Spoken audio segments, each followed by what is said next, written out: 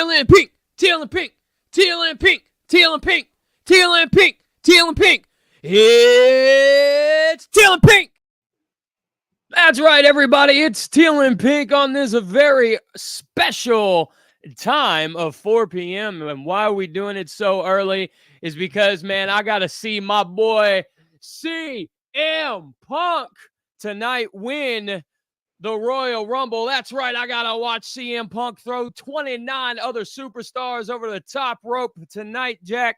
And that's why we're doing this early. But before we get started, I got some stuff down in the description below for you guys to check out. But the most important one down there is the National Suicide Prevention Hotline. If you guys need it, use it. If you guys need it for any reason, if you need it, somebody you know needs it, somebody you know might need it, just pass it along to them, man. Please. That's all I ask. But let's get into chat. What's up, Tony Martin, man? I hope you're doing all right. He says, wish I could make the live stream, kiddos, but I have plans tonight. I'll have to listen later. That's all good, man. No worries. MC DJ is in the house. He's got a knee injury. He couldn't defend the tips at the Royal Rumble this year. Quite unfortunate, but he said he'll be there for Elimination Chamber. And Princeton Phalanx, what's up, man? Hope you're doing all right there, bud. So what are we talking about this episode of Teal and Pink? Teal and Pink. Well, we're going to be talking about, me and Oracle are going to deep dive, I guess you call it a deep dive. We're going to ask the question, have Hasbro and Mcfarlane gone too far? We're talking in terms of pricing, in terms of QC issues, in terms of everything that they ask us to tolerate for their product. And I do want to give a proper shout out here. There was somebody in the comment section of my Hasbro boycott video. I believe his name was Judge Dreads with a Z. He kind of got me thinking about this, and yeah, I thought it'd be a really interesting topic to kind of explore and just kind of like just dive into, really, because like I said, the just with everything the way it is in terms of collecting and in terms of collecting and what we have to, what these companies are asking us to put up with, what these companies are asking us to tolerate. The other thing is, you guys, the Hasbro boycott video was from Kapow Toys over in the UK. They called, basically, was calling for a boycott of Hasbro's product because Tidal Wave is $200, which is the new price point for Hasbro's Titan class. It seems like it's $200. Fort Max is being reissued at $200. Tidal Wave is $200. Something I didn't talk about in that video, I just didn't really feel like it was like appropriate for the video, I guess, was the price tag of $200 per Titan now. And how, and you guys know on the Wednesday live streams, I harp on this a lot. And anybody, when I'm on anybody else's channel and they bring up all, whatever they bring up, I always bring up modern day engineering and how it's just a copy of third party or G1 or older figures. They're just rehashing engineering. So in terms of engineering, we're really not getting much for our money there. But with Titan class, they're also stripping things away from the consumer. They're stripping away the secondary character that comes with it. In this case, Tidal Wave is supposed to come with the Ramjet Minicon, which lo and behold, he does not, which is a very common running theme here with the Armada characters that Hasbro is doing.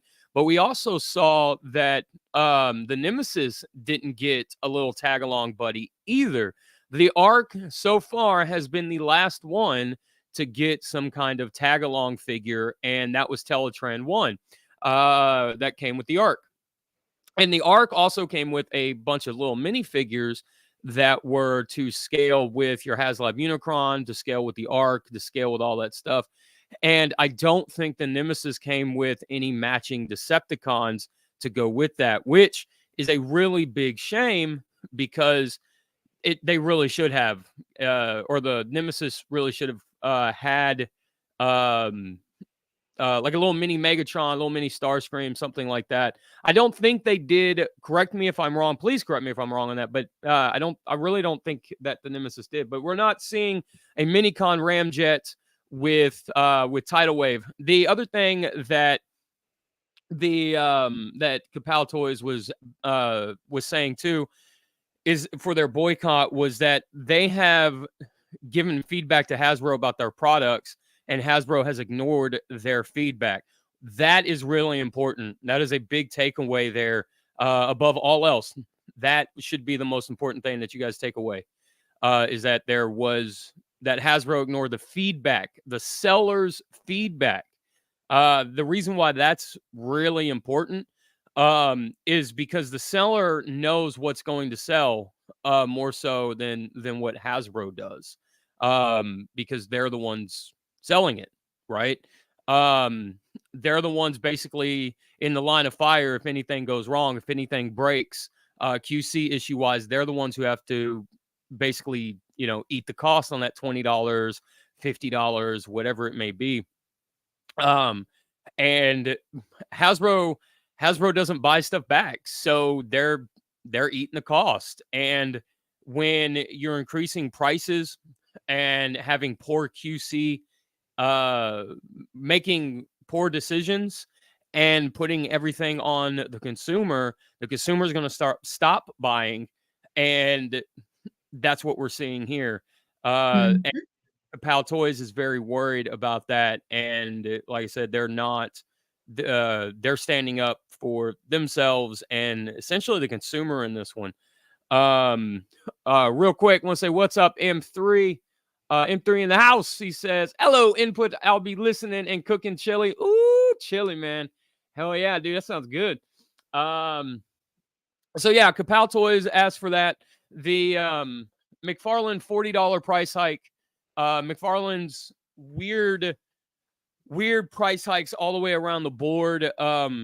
You cannot convince me that those card stands that come with the $30 versions of his figures are worth $10.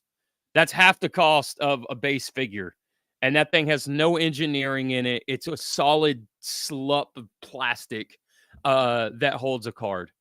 No way that thing is worth $10. No way that thing costs more than a couple of pennies or so to produce. And yeah, so McFarlane's kind of in the same boat here, and especially with the $40 gold label whatever things on his website. I did a video about that yesterday. If you guys haven't seen it, check that out. Basically, it's just going over the price, the $40 price tag on some Build-A-Figure figures that retail for $25. The state of collecting, man, as far as all of this goes, is kind of feels like a lot of these companies, especially McFarlane and especially Hasbro, Mattel, if you guys remember, and don't worry, I'll let Oracle get her piece in real quick. I'm just giving. You're fine. You're setting up the whole situation. Right. As far as Mattel goes, Mattel was very honest. Mattel said prices are going up.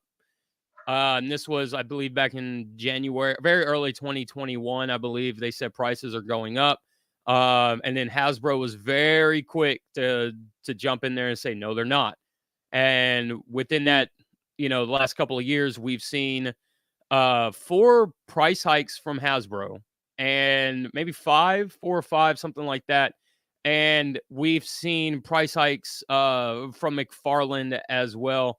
McFarlane, I will, to his credit, defend here a little bit when he said that he wants to give, if he's going to charge more, he's going to give more. He, up until the this newer wave on his website, he has for the most part been true to his word on that.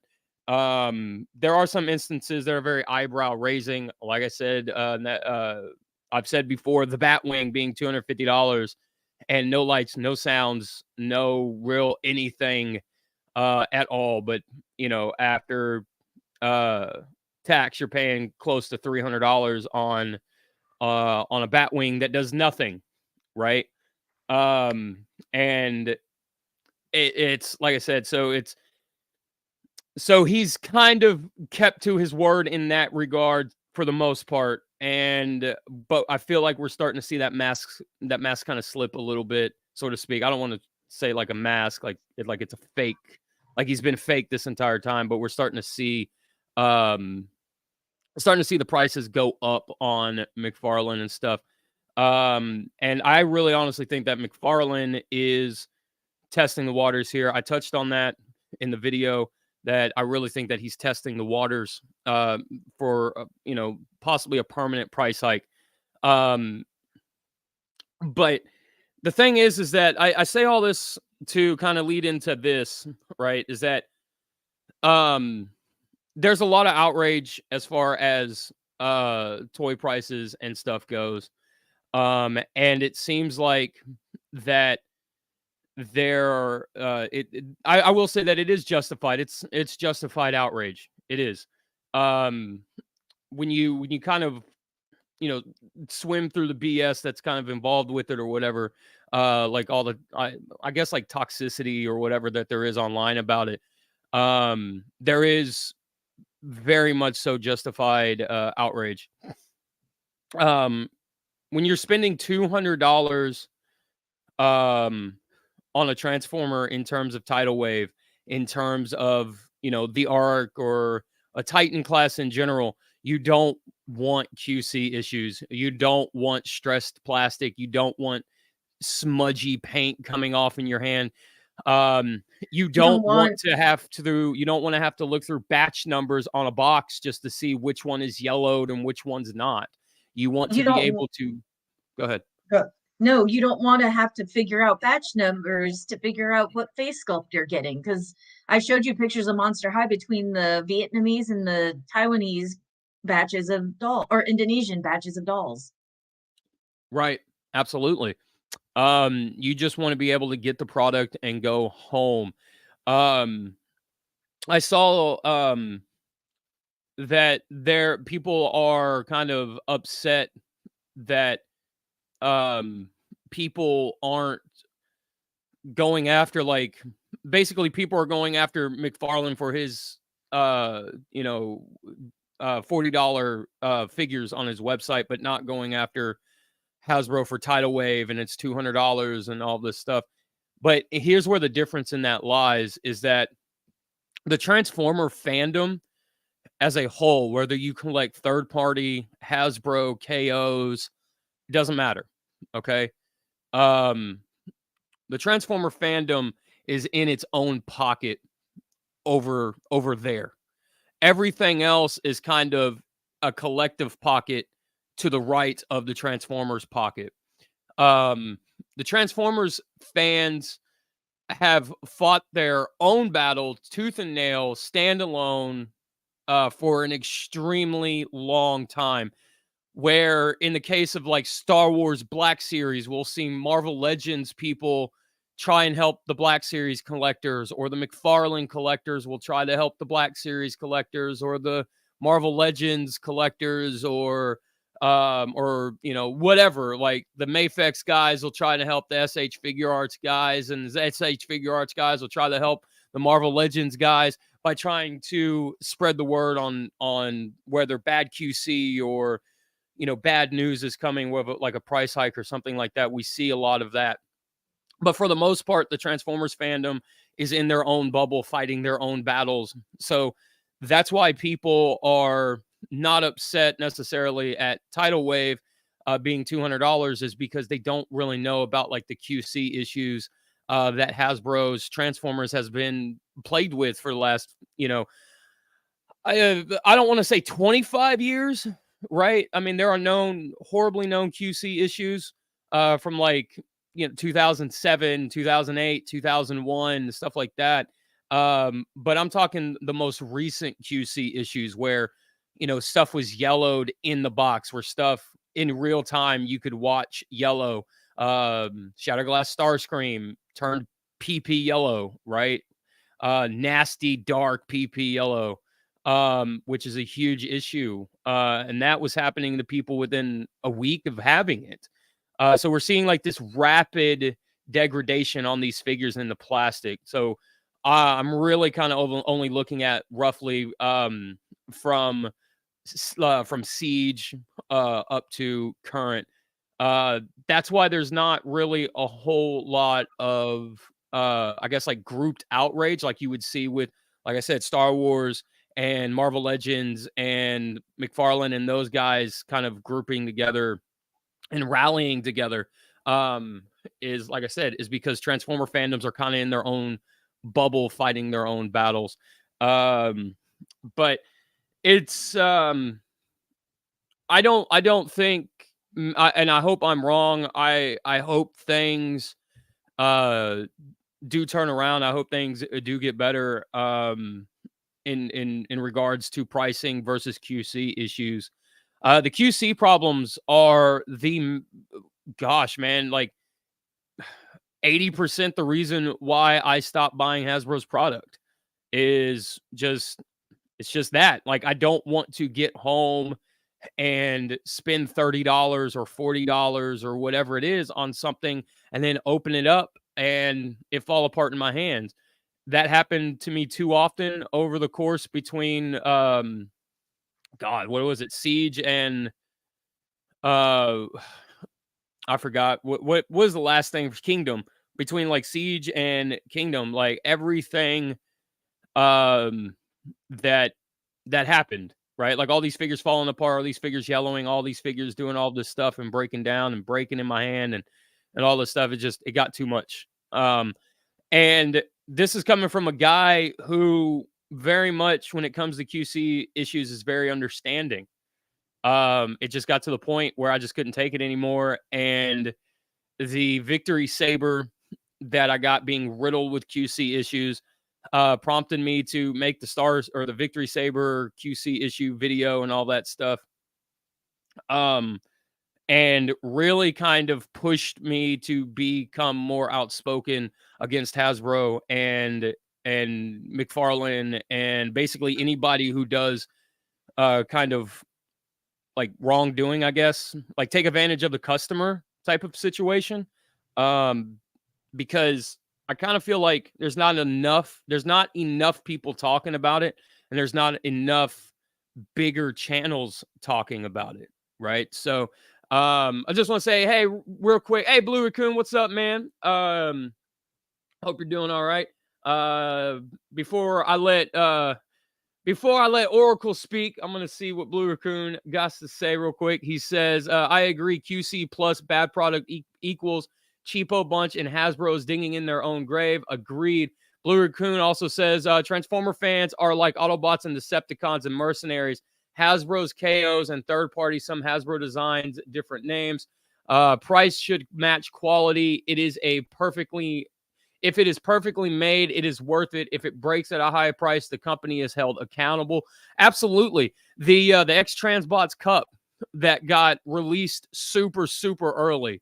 Like one of the factories leaked a batch that was completely not ready for public consumption, had not gone through QC checks or anything. Those got leaked out and sent out to a bunch of stores, and a bunch of reviewers got their copies. And it was breaking and falling apart in their hands. And X Transbots was real quick to fix the issue. You didn't have to call X Transbots such and such department to get transferred to Joe Blow and whatever department, just to be transferred back to the first department, to be transferred to a third department, to be transferred to Kelly in accounting or whatever. Like, you have to jump through hoops with Hasbro. X Transbots was on it. And most third-party companies are on it. Blue Coon says, the money is always right. Mr. Krabs quote right there. But yeah, Oracle, what do you think about like the going forward, the state of all this? Well, from everybody here knows I'm not the biggest toy collector in that regard. I do collect dolls, but and Input can attest to this, I am super picky about the types of dolls I collect. Very picky. And like the only ones that seem to have a consistent quality to them have been the Living Dead dolls, which are again are really good quality. They've been around since what, the mid 90s, something like Living that. Dead dolls. Sorry. But you know, I used to collect Barbie when I was younger. I still have a few of my Barbies, but nothing like too wild and crazy. But I know my Barbie. Let me put it that way. I know my shit when it comes to Barbie. Um, but I also collect Monster High dolls, and I do have to quibble with you a little bit on Mattel. Mattel, and granted, I acknowledge the fact that fashion dolls do not sell. They're not one of the top sellers for a lot of these brands outside of Barbie. I get it. You know, I'm not trying to sit here and say there should be equal access to all this, but Mattel has been increasing the prices on the Monster High dolls, and their quality has gone severely down in regards to like their hair. They're using not nylon based hair. They're using thinner type hair. Nylon is probably the best hair you can use for a fashion doll. It can withstand a lot of manipulation when it comes to brushing or when you style it, so on and so forth. There's not a lot of fallout, but the new cheaper strands tend to frizz really, really bad. There's and Input knows I'm not an inbox doll collector. That is like, I want to play with my dolls. You know, I want to style Right. them and dress them up and everything like that. But I got the Monster High Holiday Deuce and Cleo package, and it's still in box because I'm afraid of pulling out Cleo and seeing that her hair is this terrible form of hair. It's thin, it's fine, it breaks, it frizzes. Like it could just be in the box and it just frizzes because of static and heat and everything. It's just not a good type of hair to use for a fashion doll, and that's what Mattel is using on top of increasing costs. Yeah, they're coming with more plastic pieces, but I'm sorry, like I got the Gen 3 Frankenstein, and how much of her stuff is displayed with her that came with the doll? It's just the dog and the sunglasses. That's it. Like I everything else is stored away. So it's not like we want extra accessories. It's we just want a quality doll to go with the price increase. All of this being said is that Mattel has this collector collection where they create it's like HasLab, but not in the sense that we have to fund it. We just it or it's not HasLab, but it's Mattel Creations. I think Yeah. that's what it's Yeah. called. It's Yeah, yeah. Mattel Creations. It's and they, yeah. and they have this collector line, which is their limited edition Monster High dolls, and the designs, uh, the designs are wonderful. Like there's fan votes for dolls, and they come out with these beautiful designs for these dolls, but then the end product doesn't look like the design. So it's just one of those things where it's like we're not looking for the exact design, but they really do cheap out on the details. Whereas the original Monster High dolls would have real metal pieces to their, like if someone has chain on them, it would be real chain. You see where I'm getting at? So Mattel has Right. also been doing these high value pieces, cheapening out on the hair, cheapening out on the details, cheapening out on the shoes, and Input knows why that's a big deal. Um, but they've been cheapening it out everywhere, but they're, if not more than what the original Skelectors used to be. So it's one of those things where even in the doll community, we're seeing it as well. This So increase. real quick, Soundwave touched on this, and I've said this in a couple of other live streams and stuff. And I see you guys' questions about Mcfarlane. Just give me 1 second to go with what Soundwave said here. Soundwave says, I know it'll never happen, but Hasbro owes buyers of the Bad Batch of products some type of refund or coupon towards future Agreed. purchases or at least a replacement. I'm going to say it like this. What they should have done when to show that they still, wanted goodwill from the consumers, right? That what they should have done is not gone with the price hikes and just flat out been like, hey, look, we know our QC problems have been bad, and just been straight up and honest with it. And just been, we know that our QC problems have been really bad, deplorable, terrible, whatever. So we're not going to raise our prices like we had planned on to. We're going to, drop them back down to $19.99, and we're going to eat the costs on some of this stuff and blah, blah, blah, blah, blah, just to show goodwill to the consumer. But instead, they jacked the prices up again. They did what was it? 2021, they did 2 price hikes. So Siege was a price hike within itself.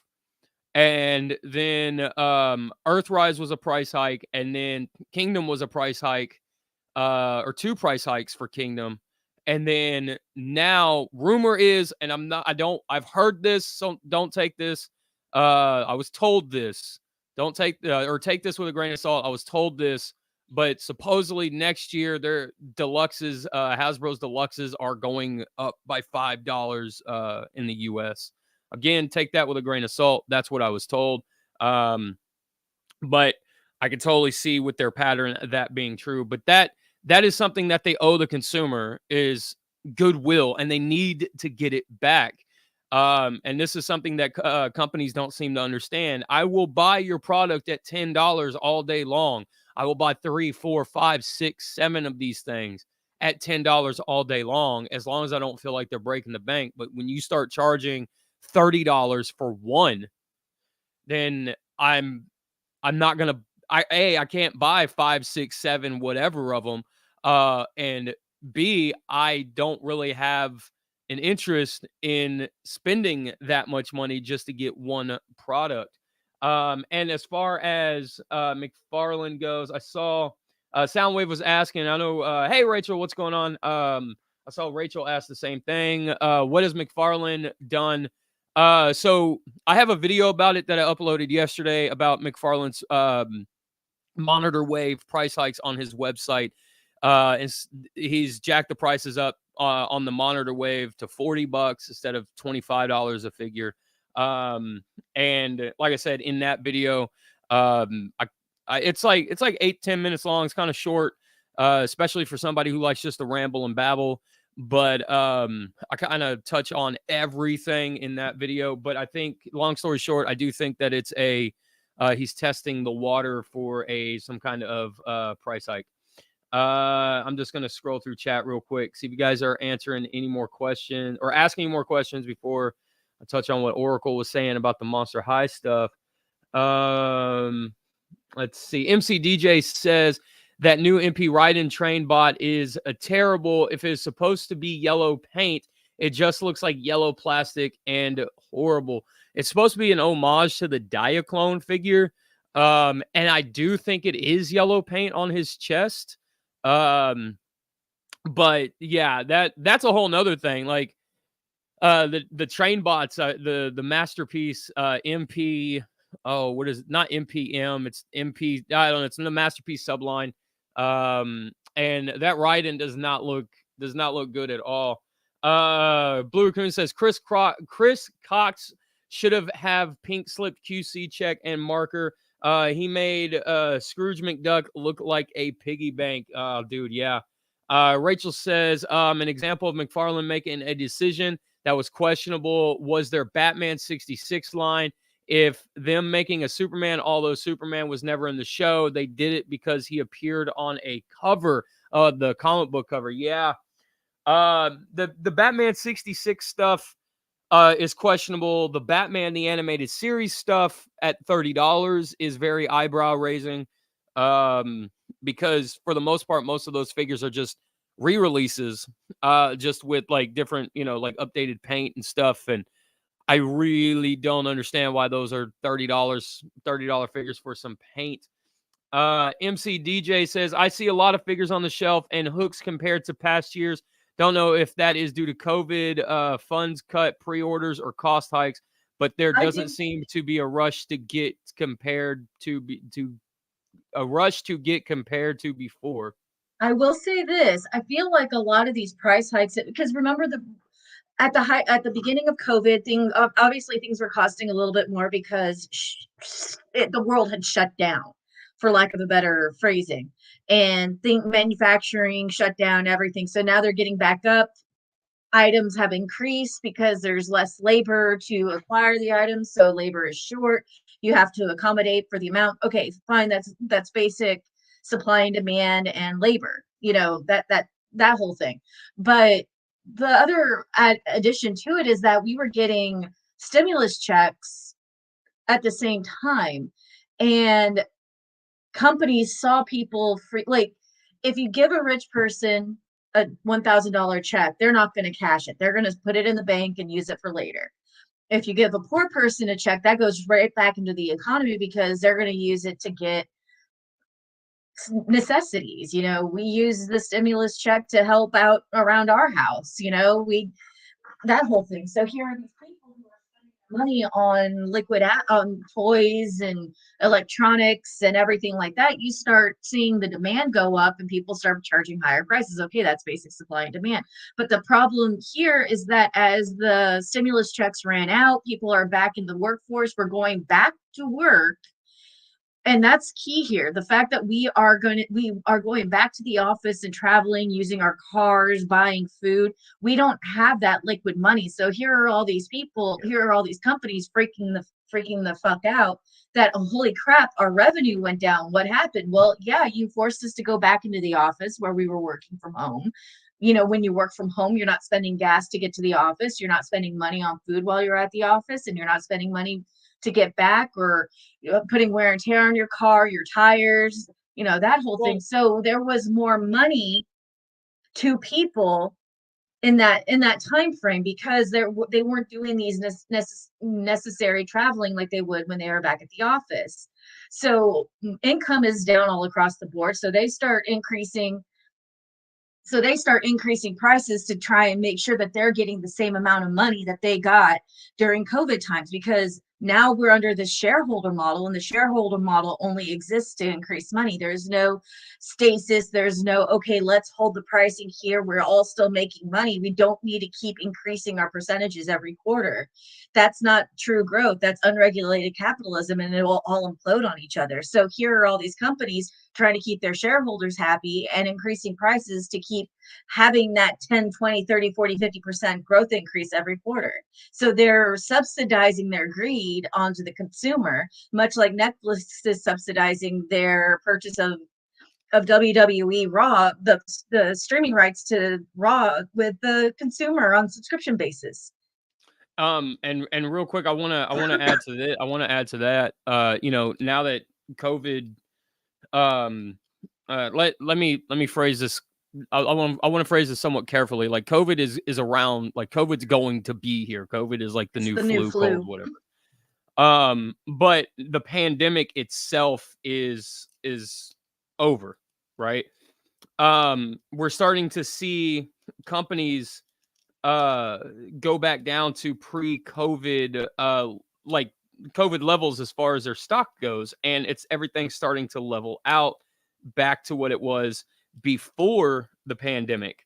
And why are we not, why are we not seeing prices and stuff go back down to that same level, in that same vein? And yeah, it is corporate greed. Real quick, just to kind of go ahead. I was gonna say, hey, devoid of logic, man, long time no see. And he touched on companies are greedy. I see Hasbro like Kmart not willing to change their policies or compete with other companies in prices. We all know what happened to Kmart. And I'll say this: Sears bought Kmart. Kmart bought Sears, became Sears Holding. The CEO of Sears became the CEO of Kmart, and then even drove it even further into the ground. So the similarity of this is that the old CEO of Wizards of the Coast, Chris Cox, becomes the CEO of Hasbro. And at the time before he got to be CEO, he was in the process of driving Wizards of the Coast into the ground. And we see exactly how that all turned out. He failed upwards, became the CEO of Hasbro, and is now doing the same thing that he did for Wizards of the Coast, and that's drive it into the dirt. Yeah, I just wanted to touch on that. And then Rachel says, then there was Hasbro and the Tonkinator. Their worst crossover. The name sucks, and if they wanted to do an Autobot version of Devastator, then make it Autobot version of Devastator. Don't have it across the line. And I'll even say this to add to your point, Rachel: don't make it yellow. That's G2 Devastator. We all know that. And I get Tonka trucks are yellow, but then don't do Tonka, do something else, right? Or you know what? I always thought G1 or the Takara colors for Devastator would be the perfect Autobot color scheme for Devastator. Blue Raccoon says, just because the world shut down doesn't mean prices should go up after it's getting everything price rise. Some are adult collectors living only on gift cash and job rejects until retirement cash is zero. Rachel says, again, Hasbro needs to put their in-house brands on hold, as if you don't go, I can't miss you. Yep. If you don't go away, I can't miss you. What's up, Razio Kane, man? How you doing? All right. Hope you're doing all right, buddy. We see Blue Coon says, we won the battle, but the war is far from over. Rachel also says, but also Hasbro put their figures, the $26 for deluxes, which here I think is 33 euros. That's one of the reasons I'm dropping out of collecting of modern things. Dude, that's why a lot of people are dropping out. That's because you're asking big boy prices and you're not delivering on big boy items, right? Like, this is something that Mcfarlane, if he does jump up to like $40 for a $20 figure, essentially, why would I give you $40 for your figure? I could just go get a Mafex or an SH Figure Arts for roughly the same amount, and get way more accessories and an overall better quality figure. MC DJ says, if Kame bought you, if a Kame bought you out after 2K, you were doomed at that point. Blue Raccoon says, and Chris is dumping Hasbro, killing some of our favorite fictional robots. MC DJ, if Kmart bought you out in 2K, you were doomed to begin with. And Blue Raccoon says, I saw some knockoff G2 Constructicons. I am tempted to get them, but I need a place and maybe consider retirement for my series, along with non-characters in non-fiction as cars. MC DJ says, however, I do miss Kmart back in the day, especially that little food area they have, the famous Sam. Yes, dude.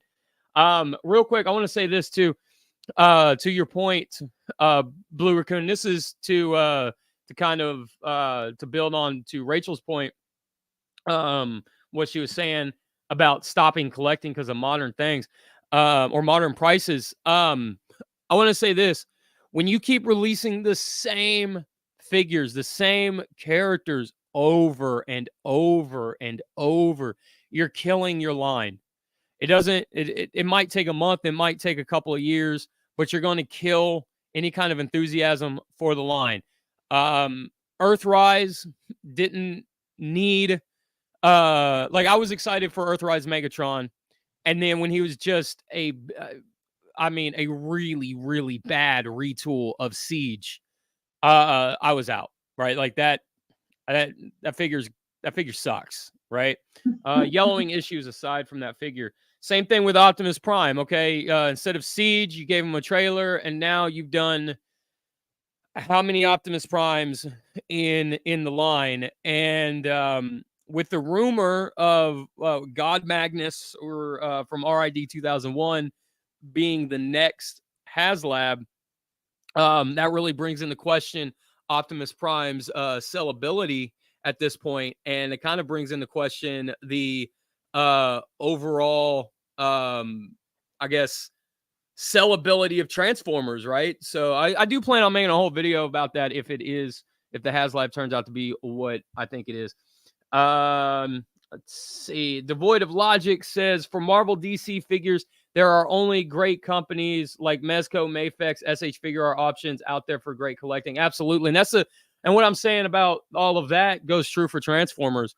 Why would I give you $55, $60 for an Optimus Prime that is 6 inches tall? Yeah, he might come with a trailer and stuff. Okay, cool. But the QC issues and all that stuff is there. But I could go give $100 and get a bigger Prime, a 10-inch Prime with, a gun and a Megatron gun and a pistol and all this stuff as well. So, Princeton says, I don't think we have seen anything yet. I think the economy will be getting worse, maybe heading into a depression. Well, I will say this. The Great Depression came after the Spanish flu, so you might not be wrong. MC DJ says, agreed. Stop the main characters. Let's dive deeper. Yeah, absolutely. 100% agree with that. Blue Raccoon, I would collect the characters I want, and some I lost in years before. And when I regain and gain, I'll retire from my collecting days. Rachel says, also, Hasbro has too many Transformers lines. Yes, I agree with that. Hasbro has too many Transformers lines. They have Legacy 86 Studio Series, Gamer Edition, Toxitron Collection, Gen Selects, reissues, G.I. Joe line. I'm probably missing one, but you get my point. Yes, I have said this for a long time. If Hasbro wants to make Transformers better, then start cutting the waste out. The one-step changers, all of the stuff, like all of that stuff, gone. It needs to go back generations. Transformers needs to go back to what it was in the early thousands. You have your cartoon line, which right now would be Earthspark, and you have your quote unquote collector's line, which is Generations, which is Siege and Earthrise, Legacy, and all that stuff. That's it. That's all it needs to be. You don't need the special Uber edition collectors, whatever, Walmart only, Target only, and all that stuff. And I will kind of defend Hasbro on that, because that is kind of Walmart and Target's fault. Because when Toys R Us went out of business here, Walmart and Target were like, don't worry, Hasbro and Mattel, we'll make a whole different, we're going to expand our toy aisles and so we can sell more of your product. We're going to make up for the loss of Toys R Us, which they didn't. In terms of scale, Target just gave a little corner off to the side, and Walmart gave like half a shelf to that idea in the middle of the electronics store or section. So yeah, it didn't quite work out. Blue Raccoon asks, here's a question and I want to see the answer. When and what are the end-game goals to a collector? Just depends on what your goal is. That's really all it is. My end game goal is, if I like it, and I have the money for it, I'll get it. If I don't have the money for it, then it's not, I'm not going out of my way to spend money on the Skeletor Elvira or the Skeletor movie monster Dracula. I'm not going out of my way for those.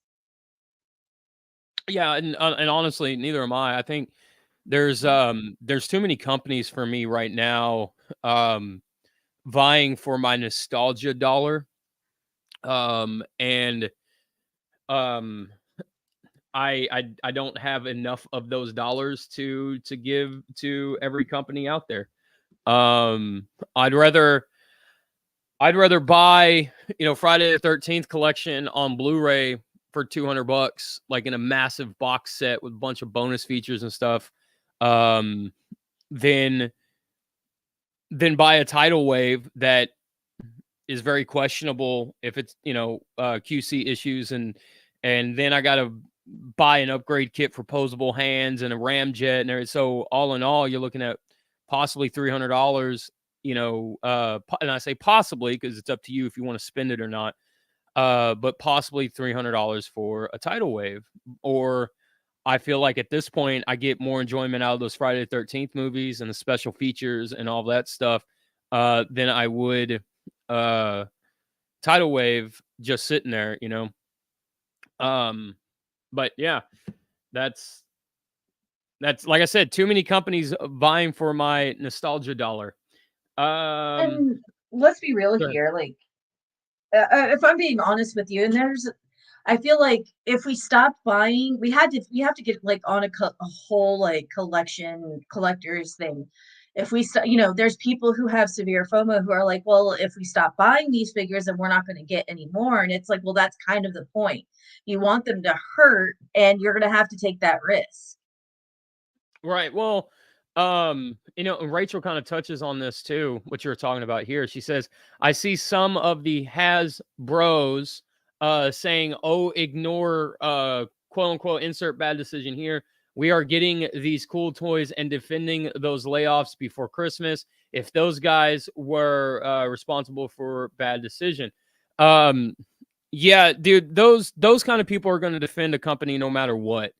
They're just Just ostriches with heads in the sand, if I'm being honest. Well, and some of them I feel like, dude, and this is conspiracy theory input talking, right? But like I really feel like some of those guys are plants by the company, right? Like they're telling Sally in accounting to go make a fake Facebook account, and like Sally the Destroyer 17 comes in and starts, I think Hasbro's products are great.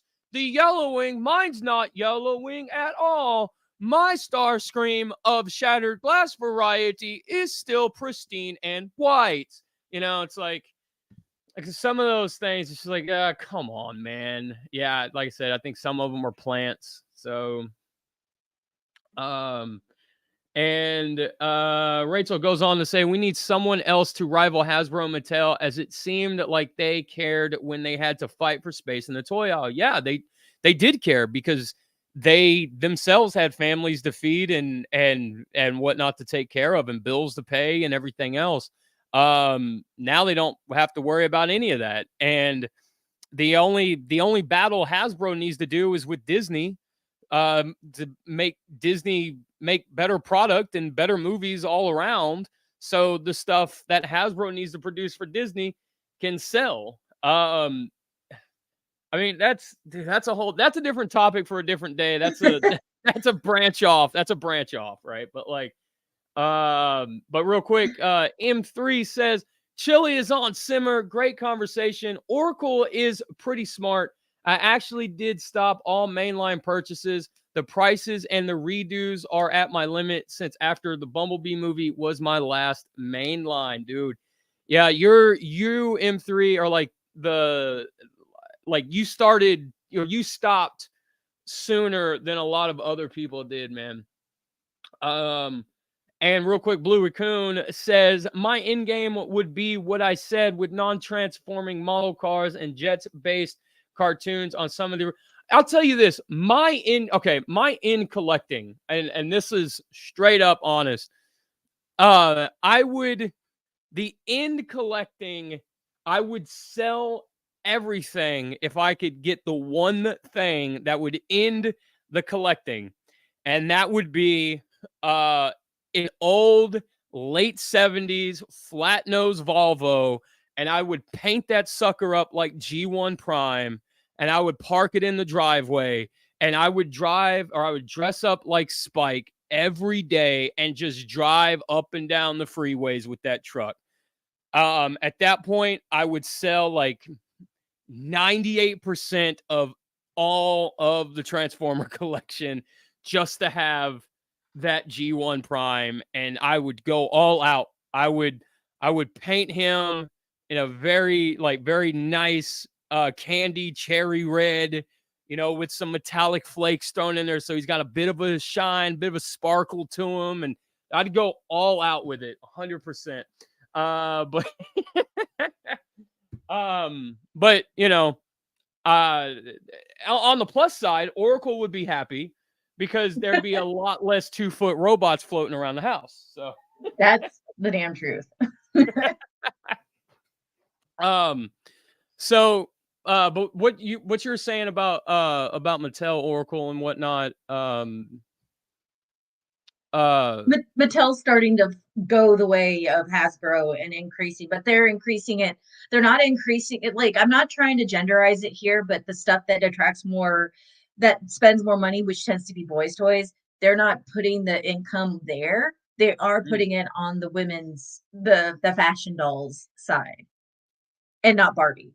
But the Barbie movie dolls are getting a ton, are charged. If you look at it, they're charged a little bit more than the regular line Barbies. Oh, are they? I didn't know that. Mm-hmm. Okay. Yeah, that's a whole different aisle of the store that I don't travel down, so I go look for Monster High dolls. I'm trying to get an Abby Abominable because she's tall and thick, and it's like I love the new G3. I like the G3 lines because they have varying body sizes on the dolls. They're not just this long stick figure. So I'm really enjoying the fact that they're trying to have a little bit more variety in the look of the doll. Which I think is really cool. And honestly, that might be why, not defending Mattel here, but that might be why they're cheapening out, is because each doll, they can't produce, like, they don't have one mold for like 9 different characters. They have 9 different molds for 9 different characters, and that costs them a lot of money. Yeah. So they're trying to cut corners and stuff. Let's see. Soundwave says, I've got 4 girls. I am well aware of Monster High. I'm just glad they've gotten out of them now. They'll be back. No getting they'll be back. They'll start looking at their old dolls and start wanting to collect them and everything like that. Right? I mean, that's kind of what we all do, right? Like, how many times, especially me, have I told you, like, oh my God, they're doing new Biker Mice from Mars figures, you know? Or how many times have I gone to the local like vintage toy stores and been like, you know, just Spider-Man the animated series figures, like just buying them up or whatever, especially the ones that I had, you know, growing up, stuff that were either broken or lost or whatever, you know. Let's see. Rachel says, what happened to Hasbro of the early 2000s where they had ideas like alternators or the original crossover Star Wars Marvel line and MP with titanium? Some of those ideas fell down, but at least they tried. Different people run the company now. Yep. The last person that cared about the Transformers line and fandom overall, oh man, what was the guy? He was the lead designer during Titan's Return. John. Oh, somebody help me out here. I know somebody in the comments is going to help me out, or know his name or whatever. But before the new design team, the head designer of the last team, he was the last one that really cared about Transformers overall, character wise and lore wise and stuff like that. I'll say this: the new guys, they might care about the lore to some degree, but they don't care about the fans. They don't care about if you guys go to the Unicron.com interview that they did about HasLab Unicron, they very much don't like the fandom at all. So it's a very interesting listen, the way they talk about how the fandom is wrong about Hot Rod's colors and how the guy who owns Unicron.com basically just sucks up to them because, oh my God, Hasbro's doing an interview with me. It's really kind of eye-opening for them. Princeton, John Warden, thank you. Soundwave, John Warden, thank you, Soundwave. Rachel says, I could see Hasbro going down the line of the comic industries where you have to go to specialty stores and go to halfway across the town for figures and random pickups. Mm-hmm. Yes, Rachel, thank you, John Warden. Yeah, that, like, the new guys just don't care. I mean, we saw how 86 Ultra Magnus came to be, you know. I don't know his name, but the heavier set, the bigger guy who's on the design team, you know, the whole reason why 86 Magnus came to be was he wanted a Magnus that could carry his troops and stuff, like his deluxe class figures. Okay, but didn't we just get 4 or 5 Ultra Magni within the course of 3 years? Like, no one said, hold up, we can't do an Ultra Magnus yet. You know, we got to let him breathe a little bit. Great idea, but let's do something else for Commander class, right? Like, no one thought about that. Let's see. Blue Coon says that voice change sounded like Elvis. Say why? Thank you very much. Now that I would try and do it on purpose, it would sound nothing like Elvis, right? Rachel says, it seems like something Disney would say, it's not our fault, it sucks, it's yours. I mean, that's a majority of these companies. Yep. Yeah, a majority of these companies put it on the fans, put it on the consumers, and put it on everything for us to pick up the tab, for us to try to feel sorry about whatever it is that we don't like that they're doing. A lot of these companies will blame the fans for whatever reason. I mean, whatever they can come up with in a boardroom. Yeah, that's. If you guys haven't seen it, check out that South Park special. The one where they're making Pandaverse. fun.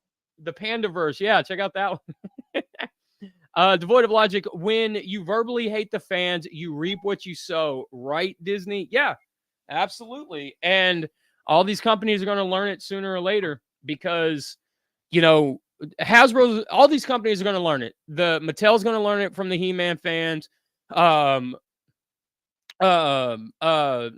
going to learn it from the Transformers, the G.I. Joe fans, all this stuff. And when you're not making, to quote Retro Blasting here, Michael from Retro Blasting, at a certain point in your life, you have to stop worrying about plastic trinkets and start worrying about Fix-A-Dent, right? So a lot of this stuff, I shouldn't say quote, more of a paraphrase there, but he's 100% right with his message there. At a certain point, we're not worried about this stuff. We're worried about our mortgage. We're worried about our car notes. We're worried about our health, our medical bills. We're worried about this stuff. And if you're not making like newer versions to pass down to younger generations of these lines, then you're failing those characters, those lines, the company, the fans. You're failing everybody that has any kind of stake, no matter how big, no matter how small it might be, wrapped up in those characters, in those lines. G.I. Joe laid dead for 10 years, and arguably 3 or 4 years before that, when they were the 12-inch figures, and A Real American Hero came along, and we all see what Real American Hero is now. But to, what Rachel said earlier, they had competition. They had 3 3/4-inch Star Wars to combat. And that was something, price hikes, all of this stuff, prices were going up in the 80s as well. And that's how Hasbro combated, or a lot of toy manufacturers combated a lot of this stuff to keep the prices roughly the same and keep the prices down. They shrank the figures. And we're not seeing that. We're not seeing any of that care, that attention, nothing like that anymore. We're not seeing any of it. Let's see. Rachel says, hey, Input, did you hear Sony remove Spider-Man references in Madam Web because they realized he didn't fit in the time period? No. And Madam Web? Like, are they doing a Madam Web show or movie? Wait, what? Are they doing a Madam Web movie? I mean, Madam Web as a character on her own can stand alone without being attached to Spider-Man in some degree, but at some point you do have to bring a spider person into that story, like a Peter Parker, a Miles Morales, or somebody like that, like an actual Spider-Man. Soundwave says, I'm forgiving on Spider-Man, or I'm forgiving on Hasbro for the toys because I know they're just made for kids, but honestly, they know the collectors are their main buyers. Why else would they do all the live stream? How many kids are there? Can I interject here? Yeah, go ahead. There was a Time article not too long ago that basically talked about adult toy collectors, and the CEO for Global Toy Industry, which is a consulting firm for toy companies, he basically estimates that $2.4 billion dollars worth of toys in the US are sold every year to adults for their own use. A survey conducted last year by the Toy Association found that 58% of parents had bought toys and games for themselves, and after 2 years of double-digit growth, toy sales have slowed but are still up 3% year over year as of September, with the majority purchaser being adults for adult use. Did you pull that up and read that directly? I Okay. did. I was like, damn, she's got that memorized like really well. Okay. I mean, honestly, you're not wrong. And as far as what Soundwave was saying about meant for kids and stuff, the thing that really is kind of curious, right? Like kind of eyebrow raising for that, and not in what you're saying, but in what Hasbro said about that Soundwave is that like on the box it says like 8+ or 6+ or whatever it is. Um but when you watch their live streams or when you watch something about it at Comic-Con or something like that, they always say adults. Like this line is meant for collectors. This line is meant for adults. This is that da da da da da. So it is, like I said, it's very um like eyebrow raising in the sense of like, so which one is it? Like you know what I mean? Like And you gotta ask Hasbro. So which one are you aiming for here? and Mattel did a really good job of that with Barbie, if I'm being honest, because Barbie had the children's lines, which are really affordable. If you go into the aisle, there are the children direct Barbie dolls, and then there are the adult direct Barbie dolls. And the adult direct Barbie dolls are part of the signature line, which are your I Love Lucy's, your Twilight, your, I have a feeling that there are going to be Barbie signature uh dolls coming soon. We'll probably get an Alan. Please, I'm crossing my fingers for a Michael Cera Alan Ken doll. Please, Ken's only friend. I want one so badly I can't see straight. But So so I gotta say this, and I know I've done a lot of talking and not let you talk, but I have to say this: the most disappointing thing about that Barbie movie for me was not seeing Ken in a red karate gi at some point. Like we finally get a live action Barbie, and in the that's been like Mojo my Dojo Casa house. exactly right. Like he's made this giant like kung fu movie reference about like this giant house, and when he opens the door he's like in a robe, and it's not at the very least like a red robe, it's not And like a red karate gi. he's wearing Barbie's signature 60s sunglasses too, if you did notice. No, I didn't notice that. Let's see. Rachel says the Madam Web movie Sony is making, and their reasoning that he doesn't fit doesn't make sense, as Tobey Maguire's Spider was in the early thousands. I saw that Disney, for the new Spider-Man movie, Disney and Sony were basically kind of at each other's throats, because for Spider-Man 4, Disney doesn't want to do what Sony wants to do, and Sony doesn't want to do what Disney wants to do, and Sony wants to bring back Tobey Maguire for some kind of like Spider-Verse crossover type of thing, and Disney doesn't want to do that. So really interesting. And Rachel also goes on to say, but here's the question: how many parents are buying their kids obscure Japanese characters, or a character who leads a team that turns into torture machines, or characters from PG-13 films? That's a fair point. Yeah. Soundwave says Mattel has done good with Motu too. They have that extra kitty line, but then they have the origins and the newer figures based on the newer shows for collectors. I want to say this about the He-Man thing, about the Masterverse.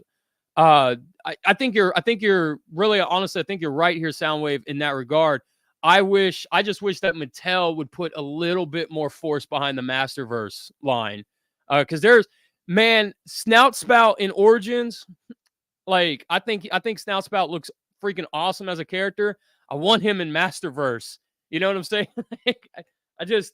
I want him in Masterverse. He looks so cool in Masterverse. But okay, Oracle, what are you saying? Go ahead. Okay, I'll so let you continue.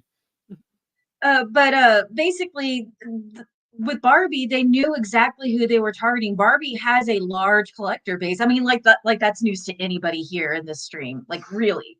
But Mattel having a children's direct line, and for clarification, the Fashionistas line was directed at children, and it was directed for children with disabilities or different body part or different abilities or different looks. Like there was that one doll who had vitiligo, and she was gorgeous. Like absolutely gorgeous. They're starting to make Barbie dolls with different textured hair as well, and including more natural hair in that regard. So you're not seeing a lot of Barbie dolls who are black with straight perm pressed hair. You're seeing them with actual kinks and curls. So that's a good, that fashionista line was directed for children to see something like themselves in that line. And then here come the adults and they're like, holy crap. So that Vitiligo doll I mentioned earlier was the #1 doll sold by Mattel for close to 2 years because everybody had to have her. And not only that, that Vitiligo doll had baby hair, and I was here for it. I will say this. I want to touch on what Princeton said right here. If Hasbro gave Mattel the rights to do human characters, Transformers human characters in the Barbie line, I would 100%. Starscream has brushable hair. No, not Starscream, but like Circuit Breaker. I mean, I know she's Marvel, but like I pick a human character like Spike or Carly. I would sit here all day and brush Carly's hair. I'm just saying. Just saying. What's that chick that Minerva? Monica? Minerva, yeah. No, the human person. Monica! What? Sorry. The human person, you made a action figure of her, and her name begins with an M, and she has red hair, and she's from Transformers. Marissa. Well, Marissa Fairborn, yeah. Yeah. Yeah, I'd buy it. I mean, I like seriously. I mean, I bought that Spider-Gwen what is it? That Spider-Gwen Marvel Barbie doll thing. Oh God, yes. With a little mask and stuff. Yeah. But yeah, I would totally, dude. I would buy damn near anything Marissa Fairborn. Like Marissa's a badass, dude. And that's one thing. Like you talking about missed opportunities here. G.I. Joe 6-inch classified. Put the Transformers human characters in the classified line, people. Like Marissa Fairborn is Flint's daughter. Put her in the classified line, like come on. It's such a missed opportunity. They need to get on it for that. Like Rachel says Hasbro cares about stockholders, but they only care about the people who have thousands or millions of dollars in stocks, not your average Joe who has $5 in stock. Yeah, absolutely. They even say that at the end of every call that they do. They say we're here to make money for our shareholders and our stockholders and blah blah blah. They don't ever mention they're here to make money for the fans or anything. What's up, Big M, man? Hope you're doing all right, dude. So Blue Raccoon says Marissa is better than G.I. Joe. Just saying. And people hate G.I. Joe, dude. I'm not a G.I. Joe guy or anything, but I think it's funny. Like people just don't like G.I. Joe. Soundwave says that would be a perfect crossover. Soundwave also says my oldest daughter is named Marissa. Awesome. I'm assuming you spell it with one R. That's how you spelled it here. Let's see. Matt Tracker. Rachel says Matt Tracker, Bruce Sato in classified. Yes, dude, put the mask people in there. Absolutely. Start like, oh man, it's such a missed opportunity. Put the visionary guys in there. You can do what was the G.I. Joe, the Space Brigade line, right? And you could do like Space Brigade Flint or Space Brigade Duke, and then have some of the visionary people in there too, man. That would be crazy. That'd be cool. But yeah, go ahead, Oracle. I'm sorry. No, I like what Rachel set up here, where it says Hasbro cares about stockholders, but they only care about the people who have thousands or millions of dollars in stocks, not your average Joe who has $5 in stocks. I have been up this road since Input had started doing this streaming stuff. Like I have been up this road. Every time I heard some of the popular Transformer tubers, that's so whenever I heard some of those Transformer tubers going around saying, yeah, I have stock, so I'm going to support Hasbro. I'm like, dude, you only have like 5 shares of Hasbro. They ain't worried about you. They're not going to sit here and appreciate that you're supporting that investment. Your investment means nothing to them. Absolutely nothing. They're going to only care about if you're giving, I'm saying donating because that's my job, but if you're giving them money, that's within the millions upon millions, if not hundreds of millions, billions of dollars. They're only going to care about you, much like, as far as like my profession goes, if you give me $5, I'm going to care about you giving me $5 because that $5 might turn into, who knows, $100,000 in a named wing of the university. You know what I mean? Like, Right. but when it comes to corporate and when it comes to corporations and the drive for profit, they're only looking at who can give them the most money, not the potential of you giving them more money. And that's kind of like, that's how I feel is what's going on with people who I sit here and I listen to when Input has these people, when he first started streaming, he was listening to a lot of people. I kept hearing this, yeah, I'm a stockholder and I'm not going to sit here and make fun of Hasbro because that's my money. I'm like, dude, you ain't making anything off of your 5 shares of Hasbro. Yeah. It's Well, not and even then, worth it at that point. well, I mean, and it's kind of, I don't know, man. That's a different topic, right? I feel like that you're touching on there. So That's fair. I won't add to it or anything like that. Um, but I don't disagree with anything that you're saying in that realm. Um, but guys, I don't know what else to say except for like we kind of went on a Hasbro tangent, kind of left Mcfarlane in the dust.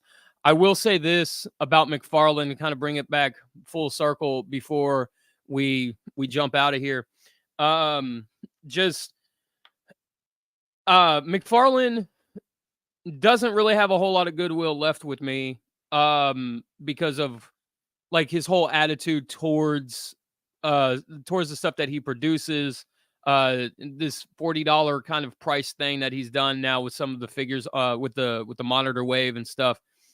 um that being said, I hope he proves me wrong. I really do.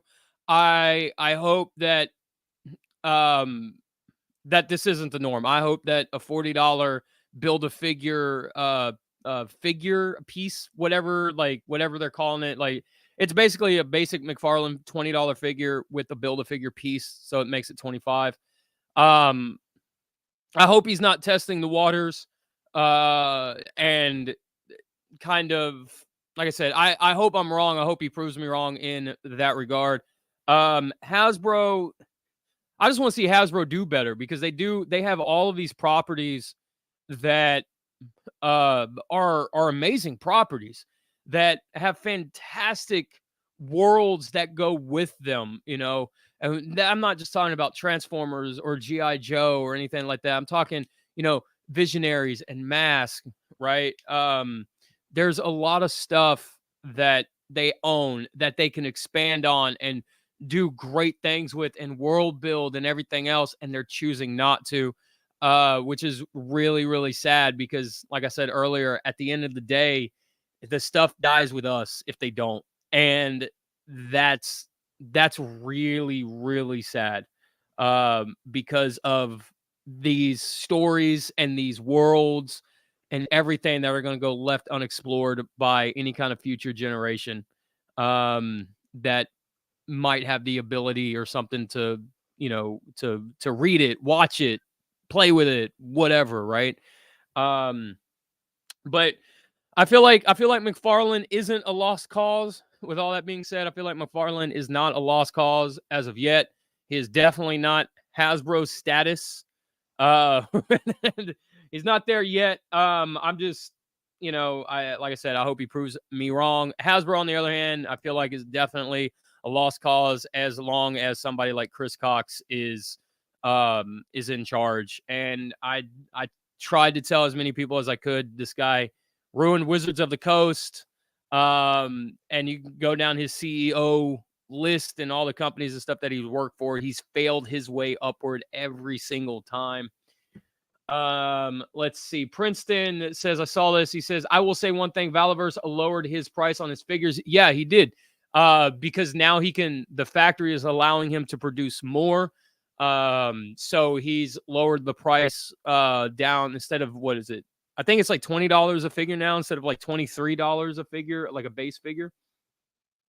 Big M says, not a big McFarlane fan. He turned Batman into Malibu Stacy. Look how that look, he has a new hat. Let's go Ramen Toys. Says MC DJ Blue Raccoon. It says Hasbro is like Shoto Todoroki. Half Todoroki. huh?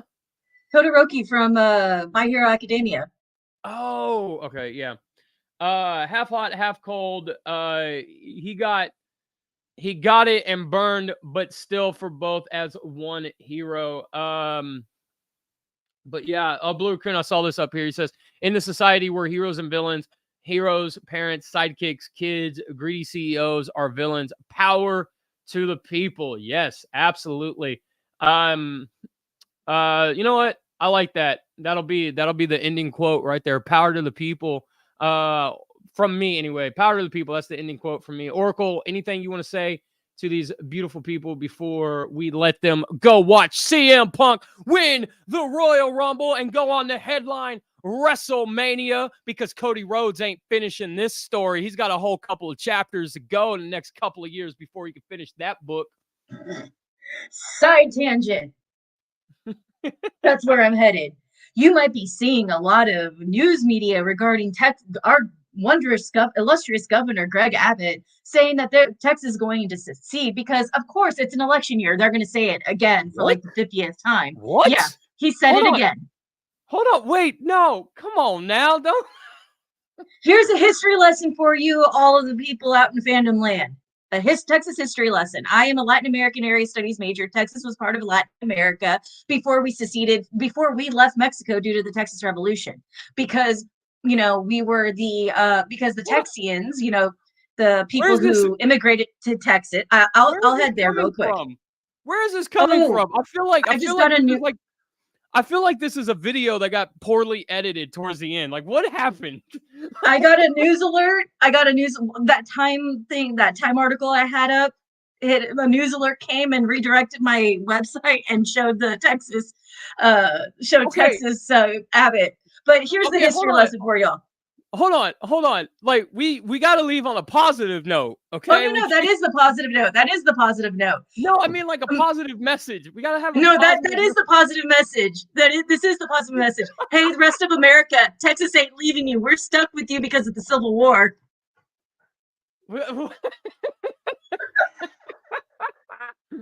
Oh man. Okay. That's the positive message. You ain't rid of us yet. That's random as hell. Okay. I saw that and when you were like, Oracle, say something, that was what I was looking at. I feel like I've woken up out of a drunken stupor. I have no idea what's going on. What just happened? Okay. Do you have on like a positive damn, man. Okay. No, that was the whole point of that was to derail the whole ending of today's show. That's all. Okay, well, give the people out there a positive something, like look up, just Google positive quote and just to alcohol, the cause of and solution to all of life's problems. Something a little bit better than that. Sorry, I saw the 100% Bud Light drinker, and that's what I thought.